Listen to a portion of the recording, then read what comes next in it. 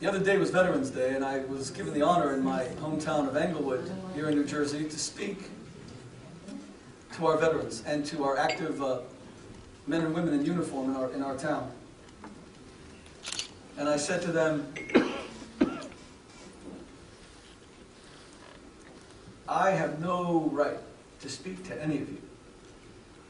I, who focus on my books and sales and ratings, what right do I have to address you? Travel across the world to fight for complete strangers, to give them dignity, to make sure that women in Kandahar and Kabul are not pinned down to the floor, as we saw on the cover of Time magazine 3 months ago, having their noses and ears cut off because she was insolent to her in-laws. What right do I have to speak to any of you? When the brave soldiers of the United States military, who are the world's greatest heroes, they earn lousy salaries and they dodge bullets. When they go out to save human life, where do you think that value came from? Who told them that a stranger's life is of infinite value? It is the Jewish people who conveyed these ideas to the rest of the world. And if Israel doesn't show it, if the world cannot see that that Jewish state, which is ultimately the encapsulation of all Jewish values, all Jewish dreams, all Jewish aspirations, if that little tiny state doesn't stand first and foremost for promoting life, then what do we as a nation stand for? I was in Yerushalayim for Sukkot, and there was a man walking on those walls near in the old city of Jerusalem, an American tourist, and he fell. And it looked very serious. He had blood gushing from his skull. It was terrible. Within minutes, the ambulance came, and I'm listening in Hebrew, and the driver says, "Nikach oto miyad le'Ein Kerem." We will take him immediately to Hadassah's hospital in Ein Kerem. Do you understand that American Jews have created Israel's most mainstream hospitals? American Jews, do you understand the magnitude of the achievement? It shows that we're not a bunch of selfish Jewish American narcissists. We don't just worry about the wall-to-wall carpeting. When Jews came to the United States, we had a choice. We could have gone to Israel, many of us. And we came to what was known then, your parents and grandparents will remember, the Golden Medina. The streets were paved with gold. And this great nation, and America is a godly and righteous nation. What a country this is. This great nation, which today is drowning in a suffocating selfishness. My gosh, our kids, they wake up in the morning and they put out to their 200 Facebook friends what they're eating for breakfast. Every day is the Truman Show.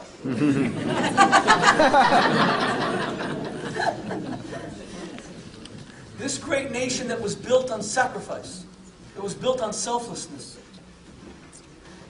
And we read about the Jews of Israel who face a mortal threat. Anyone ever hear of hospitals that have to have bunkers built in them? In our beautiful hospital in Englewood, we don't have bunkers built in them. And there aren't metal detectors as you walk in. And we have a choice. We can be part of a culture of selfishness and narcissism. It won't last, by the way. We took the greatest economy in the history of the world, a $10 trillion a year economy, $10 trillion GDP, and we collapsed it because even that wasn't enough. Even that was, we need more.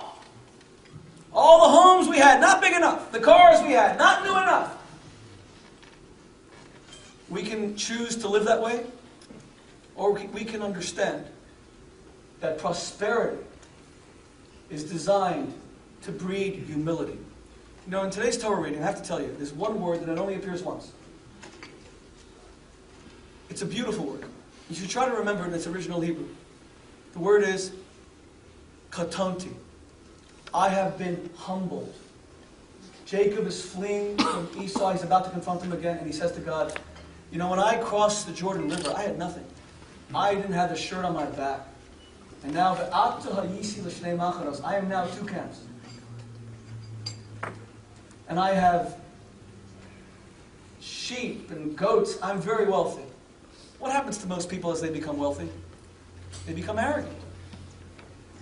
They become self-absorbed. That's the danger.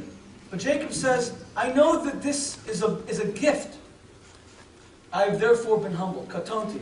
Later, in this incredible dialogue between Esau and Jacob, Jacob says to Esau, take this gift from me. I want you to have it. He's trying to appease him.